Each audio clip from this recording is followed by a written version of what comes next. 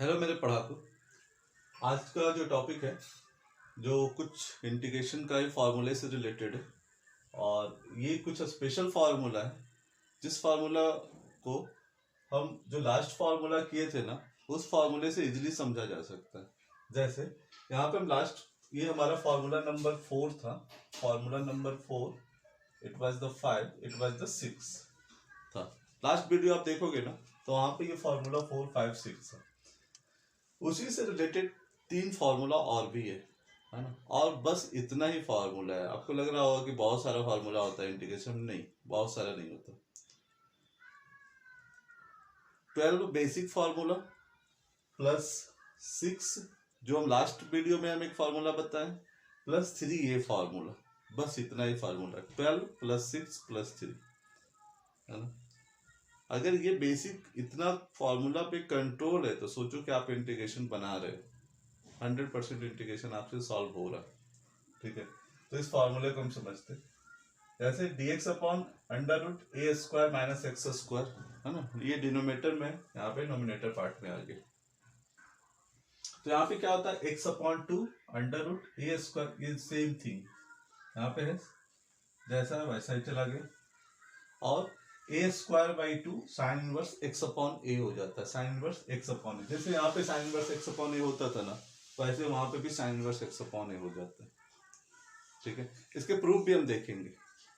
पहले हम इसको लर्न करने का मेथड समझ लेते हैं। सेकेंड नंबर फॉर्मूला जो था यहाँ पे है ना, डिनोमिनेटर पार्ट में यहाँ पे हम बताए थे log x plus same thing हो जाता है। Log x plus same thing हो जाता है ना, वो फॉर्मूला नंबर 5 जो था। तो यहाँ पे भी देखो ये सिर्फ नॉमिनेटर पार्ट में a square plus x square d x है।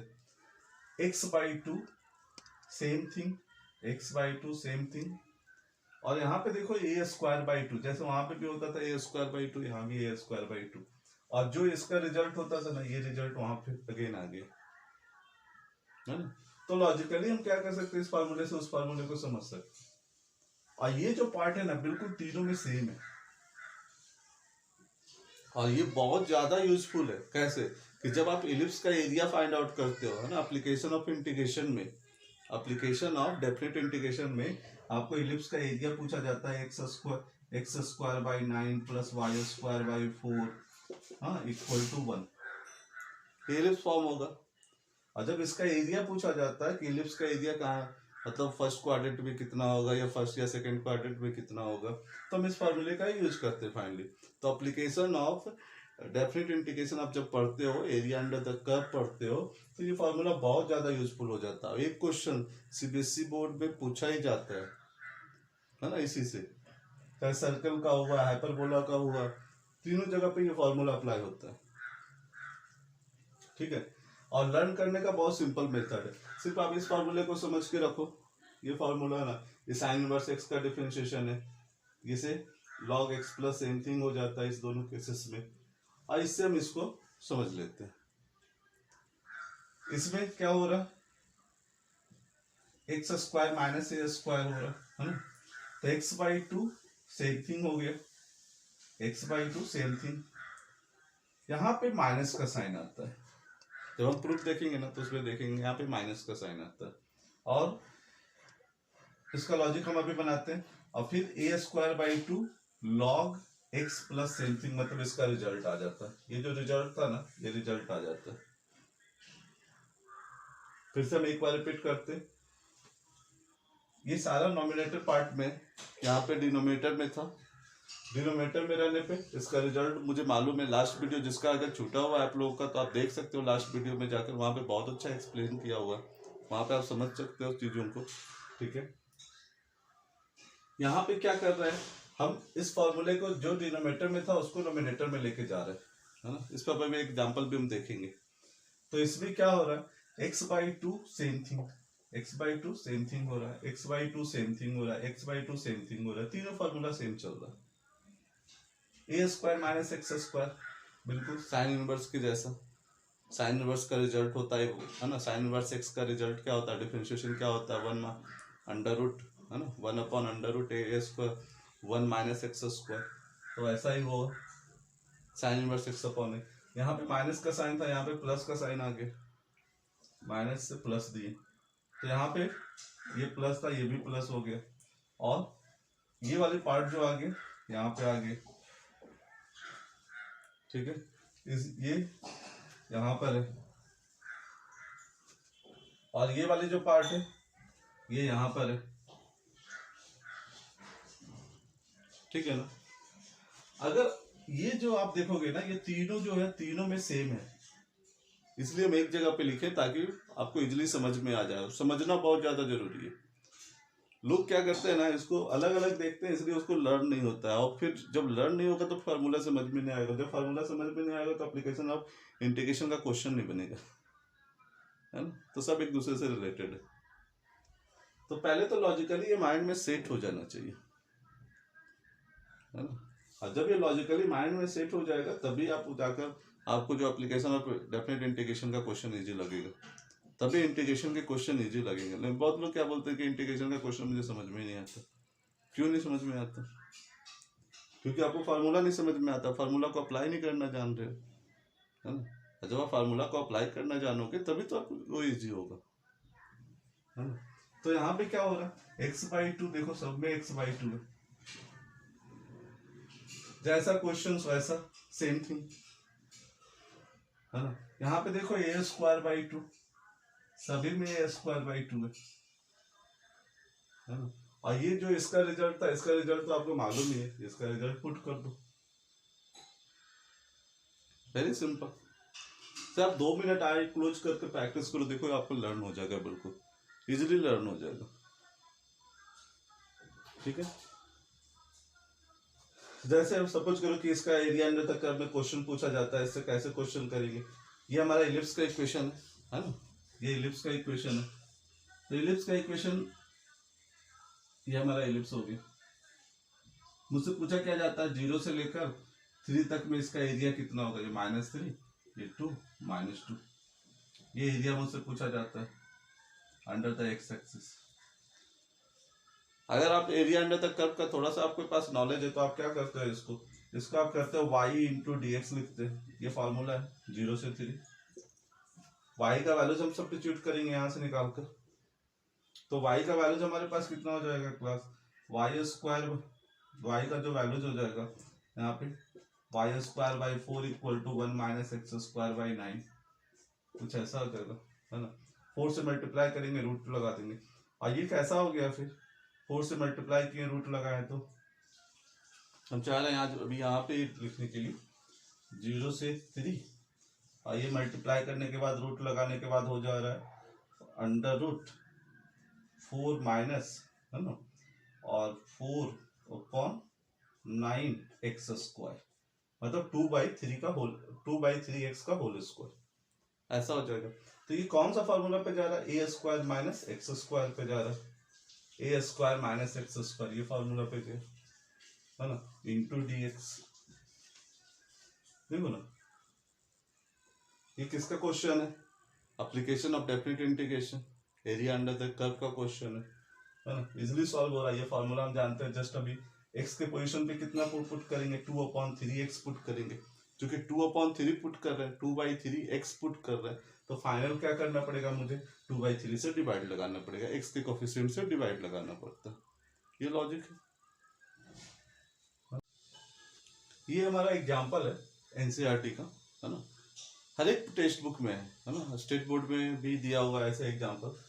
तो इसे हम कैसे इंटीग्रेट करेंगे, इस एग्जाम्पल को कैसे इंटीग्रेट करेंगे, x² + 4x + 6, ठीक है।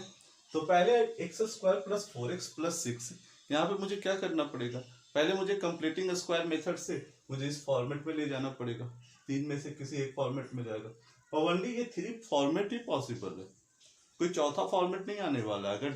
अगर नॉमिनेटर में रूट्स लगा हुआ है ना, और क्वाड्रेटिक इक्वेशन हो रहा है, तो ये 3 फॉर्मेट ही पॉसिबल है, ठीक है। आप सोच सकते हो ना, ax² - a² a² - x² + x², चौथा तो आने वाला नहीं है, तो किसी एक में ही जाएगा ये।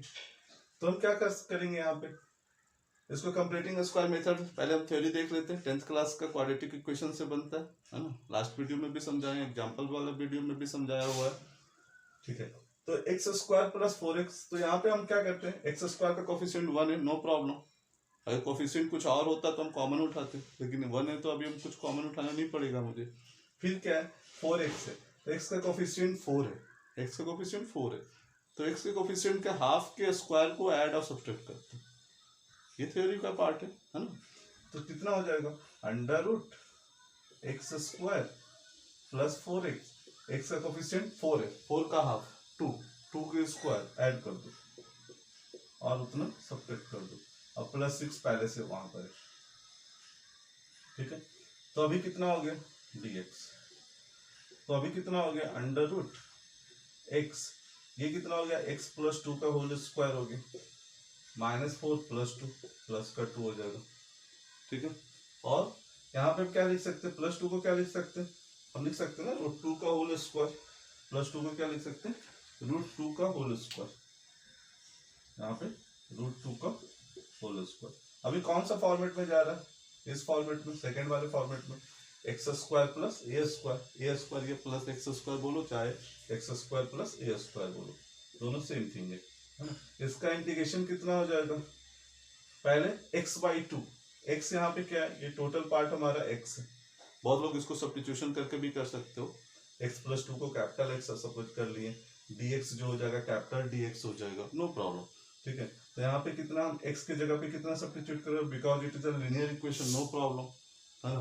तो यहाँ पे x/2 कितना होगा, x प्लस 2/2, जैसा क्वेश्चन है क्वेश्चन को जस्ट लिख देना, क्वेश्चन का पार्ट ये लिख सकते हैं, अदरवाइज ये लिख सकते हैं, हम पूरे यहाँ से लिख देते हैं, x square plus 4x plus 6, इसको सॉल्व करने के बाद इतना ही आएगा, x square plus 4x plus 6, ये प्लस का साइन, ए स्क्वायर/2, ए कौन है, ए स्क्वायर है ना, तो ए स्क्वायर हमारा कितना हो गया 2, √2 का स्क्वायर 2/2,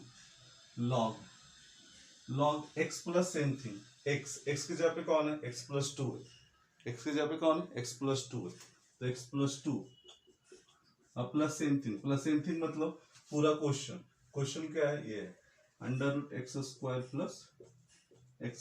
प्लस 4x प्लस 6, ये क्वेश्चन प्लस c डाल देते है ना, इंडेफिनिट इंटीग्रेशन में c पुट कर देते हैं, ठीक है।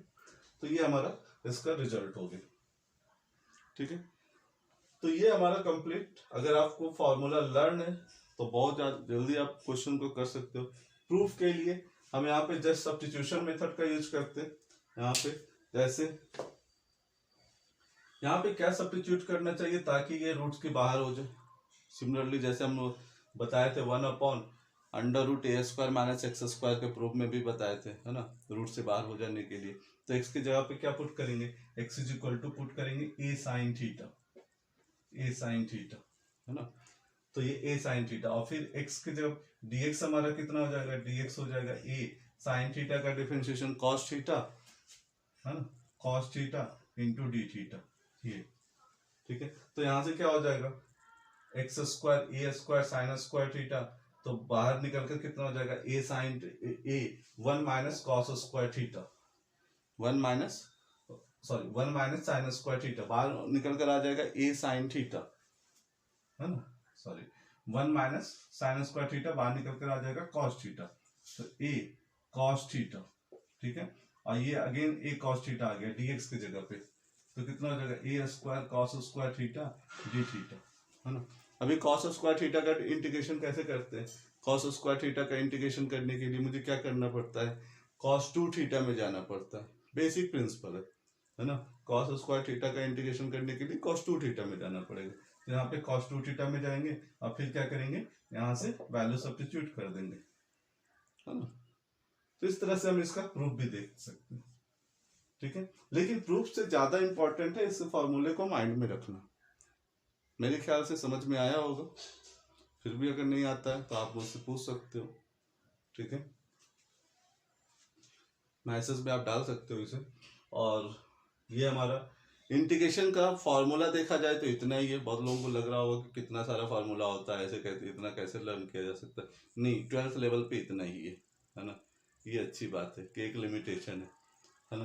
तो आप इतना को कंट्रोल करो, फिर भी अगर कहीं पे प्रॉब्लम जाता है, समझने में प्रॉब्लम जाता है आप मुझे कमेंट के थ्रू बता सकते हो, है ना।